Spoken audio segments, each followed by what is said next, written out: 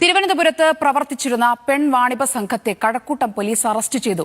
അനധികൃത കുടിയേറ്റം സംശയിച്ച് 2 ബംഗ്ലാദേശി യുവതികളെ കസ്റ്റഡിയിലെടുക്കാനാണ് പോലീസ് എത്തിയത്. എന്നാൽ പെൺവാണിഭ സംഘമാണ് ഇവിടെ ഉണ്ടായിരുന്നതെന്ന് തിരിച്ചറിഞ്ഞതോടെ 6 പേരെ കൂടി പോലീസ് കസ്റ്റഡിയിലെടുക്കുകയായിരുന്നു.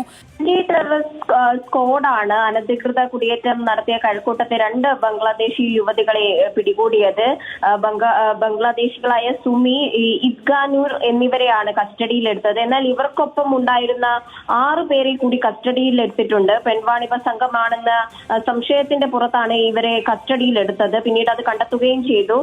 പോലീസ് നടത്തിയ പരിശോധനയിലാണ് ഇവരെ പിടികൂടിയത്. കൊല്ലം സ്വദേശി പുഷ്പ, കാട്ടാക്കട സുദീപ്, കർണാടക സ്വദേശി ഡാനിയൽ, വർക്കല സ്വദേശി നൌഫിയ, ബാംഗ്ലൂർ സ്വദേശി മധുമതി, പശ്ചിമ ബംഗാൾ സ്വദേശി മൗസ്മി ബിസ്വാൾ എന്നിവരും സംഘത്തിലുണ്ട്. കാര്യവട്ടം മേലന്നൂരിൽ 2 ആഴ്ച മുമ്പാണ് ഈ ഒരു സംഘം ഇരുനില വീട് വാടകയ്ക്കെടുത്തത്. ആന്റി ടെററിസ്റ്റ് സ്ക്വാഡിന്റെ പരിശോധനയിൽ കഴക്കൂട്ടം പോലീസാണ് ഇവരെ പിടികൂടിയിട്ടുള്ളത്. കഴിഞ്ഞ ദിവസം നഗരത്തിൽ 2 ബംഗ്ലാദേശികളെ ഇത്തരത്തിൽ അറസ്റ്റ് ചെയ്തിരുന്നു. അനധികൃതമായി താമസിച്ചതിന് പിടികൂടിയിരുന്നു. ഈ യുവതികളെ ഉപയോഗിച്ച് വാണിഭം നടത്തുകയാണെന്നാണ് പോലീസ് സംശയിക്കുന്നത്.